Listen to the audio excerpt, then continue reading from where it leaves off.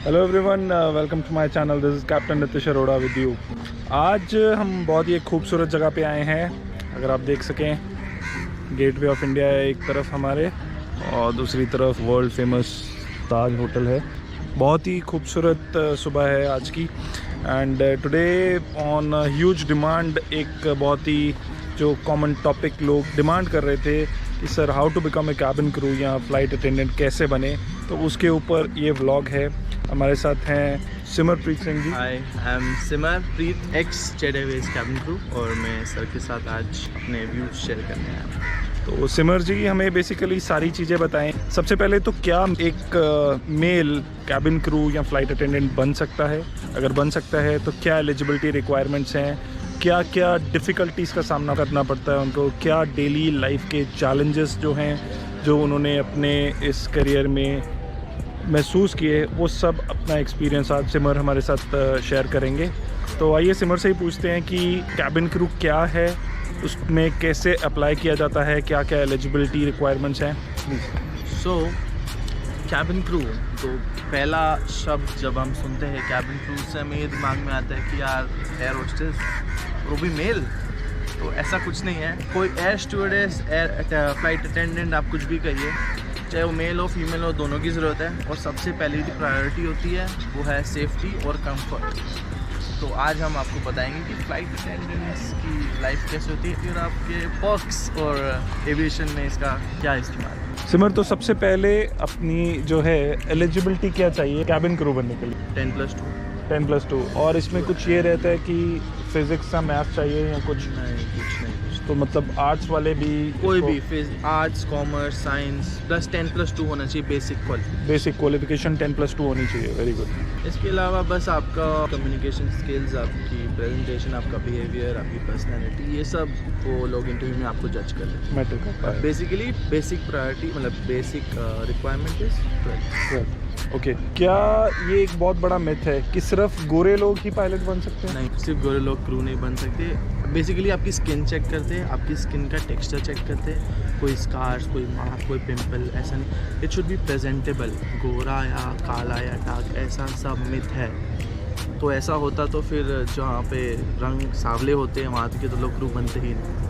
Take care of skin, basically skin जितना ख्याल रखोगे उतनी अच्छी होगी। इसके अलावा ये है आपकी कम्युनिकेशन स्किल्स। अब ये मैं एक और मिथ क्लियर करता हूँ। कम्युनिकेशन स्किल्स मतलब ये नहीं कि आपको इंग्लिश अच्छी आनी चाहिए, आप लोगों से इंग्लिश नहीं आनी चाहिए, आप लोगों से बात कर पाओ, पब्लिक स्पीकिंग कर पाओ। ये कम्युनिकेशन स्किल नहीं। कम्युनिकेशन स्किल ये है कि जब आप क्रू होते हो, आप बहुत क्रू के साथ काम करते हो, जो आपकी कम्युनिकेशन लैंग्वेज है, जो आप कन्वे करते हो, वो साफ, स्पष्ट और सिंपल भाषा में होनी चाहिए ताकि सबको समझ आए। तो बेसिकली आपकी जो स्पीच है वो अच्छी होनी चाहिए कि आप मतलब ये नहीं है कि कोई वर्ड बोल रहे हो और दूसरे लोगों को वो आगे कुछ और कह रहा है, वो मतलब कुछ और समझ रहा है। सिंपल वर्ड्स का इस्तेमाल कीजिए। That is called great good communication. Great good communication, that's very good. उसके बाद है आता है कॉन्फिडेंस, जहाँ बहुत लोग गिर जाते हैं। कॉन्फिडेंस चाहिए, आपको अपने पे विश्वास होना चाहिए, बिलीफ होना चाहिए। जब तक आपको बिलीफ नहीं होगा, बिलीफ होना चाहिए। छोटी सी बोट जाती हुई आसपास, बहुत ही खूबसूरत नज़ारा है। It's a very beautiful place. मैं फ़र्स्ट टाइम आया हूँ यहाँ पे इन द मॉर्निंग बेसिकली। रात को मैं एक बार आ चुका हूँ पहले, मेरे दूसरे ब्लॉग में भी है, बट ये मॉर्निंग का नज़ारा, सनराइज़ का नज़ारा is very good, very good. चलते चलते बात करते हैं।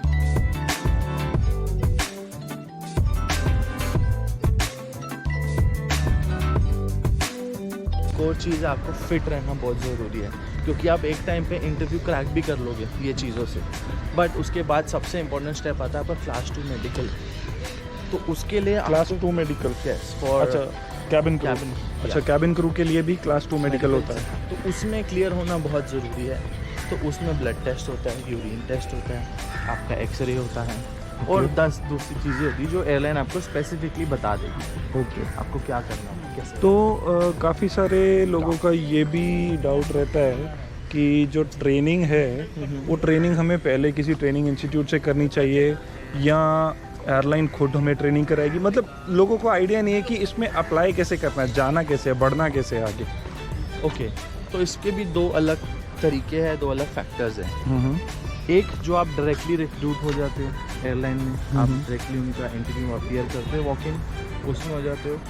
या तो जहाँ बंदे में लगता है यार मुझ में कुछ कमी है, lack of confidence, lack of communication skill, तो वो बंदा वो क्लास ज्वाइन करता है, अपने आप को सुधारता है, ताकि एयरलाइन जब उसका असेसमेंट लेवे तो वो उस पर खरा उतरे। इसके लिए वो पहला प्रायर कोर्स करता है। नहीं तो अगर आपको अपने कॉन्फिडेंस है, आपका कम्युनिकेशन बहुत अच्छा है, आपको है कि हाँ I have that thing to become a cabin crew, तो कोई कोर्स की ऐसी स्पेसिफिक ज़रूरत है। और किधर आप लैक करते हो तो आपको उस चीज़ की हेल्प लगती है आपका ड्रीम या ड्रीम जॉब जो भी हो वो अचीव करने में इन एविएशन। अगर आपके पास कॉन्फिडेंस है, गुड कम्युनिकेशन स्किल्स हैं, आप अपनी स्किन का ध्यान रख रहे हैं, मेडिकली फिट है, क्योंकि आप सिलेक्ट तो हो जाओगे, बट अगर आप क्लास 2 नहीं क्लियर करते ये देखो ये कोविड का ये थोड़ा अभी जो घर बैठ के जो खाए हमने पास्ते पिज़्ज़े बर्गर, ये उसका है। ये उसका चलिए सिमर इज गेटिंग फिट अगेन क्योंकि जेट एयरवेज वापस आ रही है। या होप सो इट रिवाइव सून, क्योंकि न्यूज़ तो यही है और जो एक्स एम्प्लॉइज हैं उनसे यही सुनने में आया है। हो जाए तो अच्छा है, कंपटीशन आएगा मार्केट में, फुल सर्विस एयरलाइन भी आएगी दैट्स ग्रेट, और मेल कैबिन क्रू के लिए भी अपॉर्चुनिटी आएगी बहुत सारे।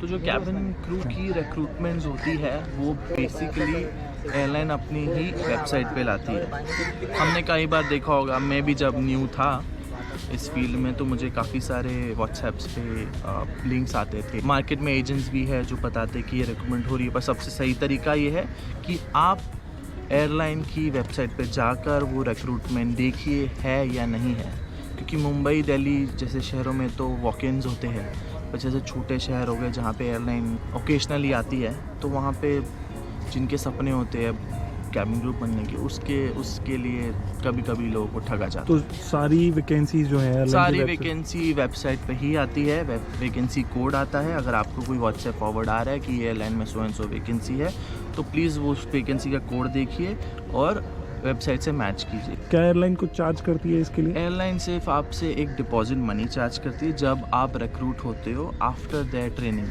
और वो जो मनी है दैट इज़ कम्प्लीटली रिफंडेबल। कोई एयरलाइन विद इंटरेस्ट रिफंड करती है, कोई विदाउट करती है, वो उनकी अपनी पॉलिसीज़ है। पर आपका बॉन्ड होता है 3 साल 2 साल, वो बॉन्ड कंप्लीट करने के बाद you get back your money.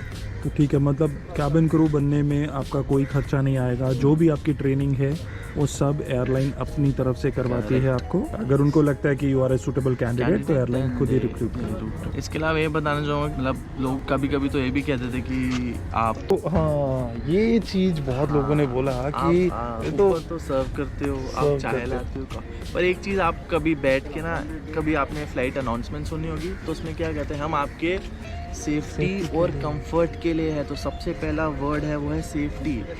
हमें जो ट्रेनिंग दी जाती है, जो सबसे पहली ट्रेनिंग शुरू होती है एयरलाइन में, that's not for service, that's for safety. First training is medical, they train you for first aid, medical emergencies, they teach you how to tackle medical emergencies. Second, they teach you aircraft के door operations, their emergency procedures, fire fighting. Basically जो लोग ये सोचते हैं कि यार जो cabin crew हैं या जो फ्लाइट स्टीवर्ड हैं वो हमारे लिए खाना परोसने के लिए बैठे हैं, तो नहीं, that is not part of their actual duty. वो कर रहे हैं to cater for the hospitality of the airline.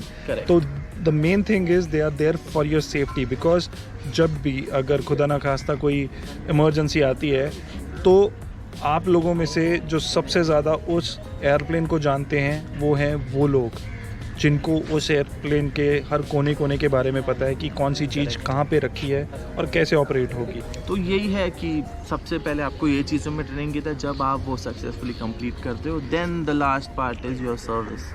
Then they teach you guest relations, hospitality, how to serve, how to talk, और जो भी गेस्ट पॉइंट्स होते हैं company के, जो जिससे अट्रैक्शन मिले, क्योंकि सेफ्टी से कोई अट्रैक्ट नहीं कर पाता, अट्रैक्ट तो हॉस्पिटैलिटी से ही होती है। कुछ ट्रेनिंग के बारे में बताइए, कैसी होती है ये ट्रेनिंग? ट्रेनिंग पूरी चलती है इसकी on an average 2.5 to 3 months के बीच में, डिपेंडिंग अपॉन हर एयरलाइन की स्टैंडर्ड्स। जैसे आई वॉज इन जेट तो हमारी 3 महीने की थी, तो 3 महीने में first day start with your first aid training, then they start with your safety training जो सबसे लंबी होती है। बहुत सारे एफसेक हो गया, डीजी हो गया, डेंजरस गुड्स की ट्रेनिंग वो हो गई, डिफरेंट काइंड ऑफ पैसेंजर्स को टैकल करने की ट्रेनिंग, फिर क्रू रिसोर्स मैनेजमेंट हो गया जिसमें कॉकपिट क्रू और कैबिन क्रू साथ में बैठते हैं, क्योंकि फ़्लाइट में तो दोनों के बीच में कम्युनिकेशन होना बहुत ज़रूरी है कि जो भी पीछे कैबिन में चल रहा है पायलट्स को पता कैसे पता हो, क्योंकि डोर तो लॉक रहते हैं, तो सिर्फ हमारी बात होती है वो होती है इंटरकॉम पे तो हमारा जो कम्युनिकेशन स्किल है वो स्किल इसलिए कहते हैं कि वो साफ और स्पष्ट होना चाहिए। ऐसा नहीं कि हम बहुत फराटेदार इंग्लिश बोल रहे हैं, उसको समझ आ गई, क्या पता उसे ना आती हो। तो इसके लिए कहते हैं कि you should have a good communication skill.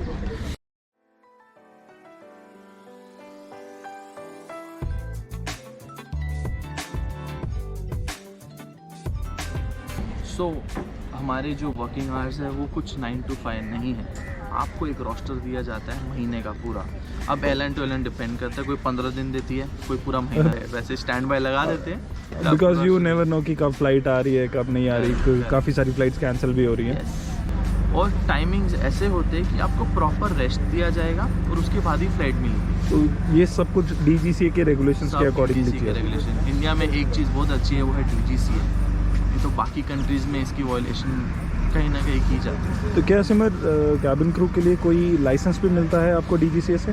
Licence नहीं मिलता, एक सेफ्टी एंड इमरजेंसी प्रोसीजर का एक कार्ड मिलता है जिसमें आपको अपनी recency, currency time to time maintain करनी होती है। तो आपका भी ड्यूटी टाइम लिमिट जो है वो मैनेज होता है? वो हो जाता है, वो सब रोस्टर में दिया जाता है। कभी Everything कोई इमरजेंसी होगी वो एक्सटेंड करते हैं तो उसके लिए भी आपको रेस्ट में कॉम्पनसेट किया जाता है। कितने घंटे का जनरली रहता है आपका 8 ड्यूटी घंटे से ज़्यादा फ्लाइंग टाइम नहीं कर सकते आप। टाइम? और duty time limit 12 hours? 12 hours. तो same as pilot, Same as जैसे पायलट्स का है वैसा ही इनका ड्यूटी टाइम लिमिट है। पर्क्स, वाओ, पर्क्स तो मेन है।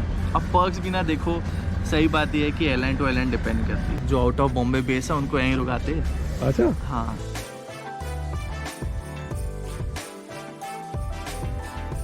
ये तो हम बॉम्बे वाले, हमें दूसरे शहर में लेवर मिलते हैं, बट जो दूसरे बेसिस के हैं उन्हें मिल जाता है। डिपेंड्स अपॉन एयरलाइन कितना खर्चा कर रही है आप पे। और सबसे अच्छी बात पता क्या है, फ्री टिकट्स मिलती है।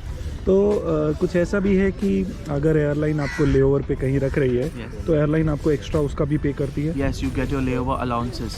It depends still upon airline to airline. Like domestic में भी मिलते हैं, इंटरनेशनल में भी मिलते हैं। इंटरनेशनल में ये फ़र्क है कि आपको डॉलर्स में दिया जाता है और वो आपकी सैलरी में इंक्लूडेड नहीं होता। Basically icing on the cake. और सिमर बात करते हैं सैलरी की। तो एक कैबिन क्रू जो एक इनिशियल फ्रेशर 12th पास बच्चा कैबिन क्रू के लिए अप्लाई करता है तो उसके कितने चांसेस रहते हैं? पहले ही बात तो रिक्रूट होने के, और दूसरी कि उसकी क्या सैलरी होगी?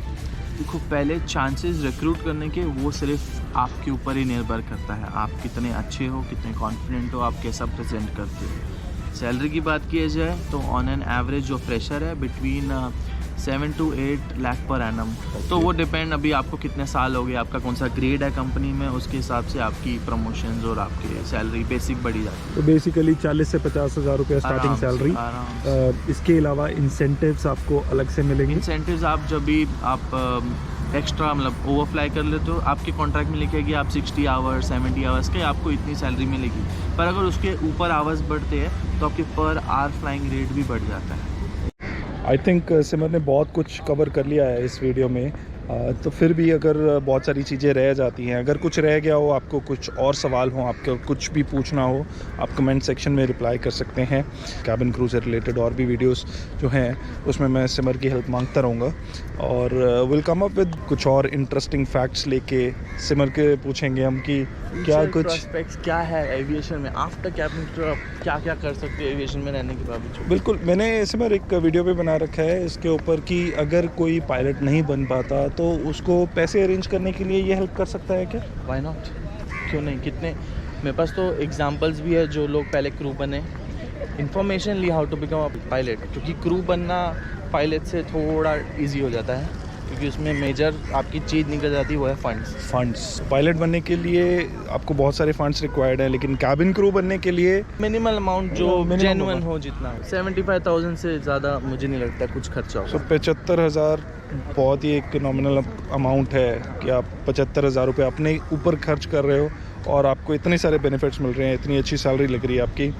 और मेरे हिसाब से बहुत ही अच्छा फील्ड है, बहुत ही अच्छा करियर ऑप्शन हो सकता है अगर आप इसको परस्यू करना चाहते हैं तो। और एक और ट्रेनिंग में आपको स्टाइपेंड भी दिया जाता है, जो 3 महीने की ट्रेनिंग होती है उसमें आपको स्टाइपेंड उसमें भी पैसे मिलते हैं। यस, तो भैया जो पैसों की बरसात हो रही है, हर जगह पैसे पैसे मिल रहे हैं, तो आपको फर्स्ट डे से मिलना शुरू भी हो जाता है। तो हर जगह पैसे पैसे मिलते हैं। इट्स जस्ट अबाउट आपका फोकस होना चाहिए, आप करियर ओरिएंटेड हो। सिमर, किस एज तक के लोग इसको 32 तक मैक्स है, 32 32 के ऊपर नहीं लेते okay. For freshers. For freshers 32 साल की उम्र मैक्स है, इसके ऊपर वो आपको रिक्रूट नहीं करते हैं।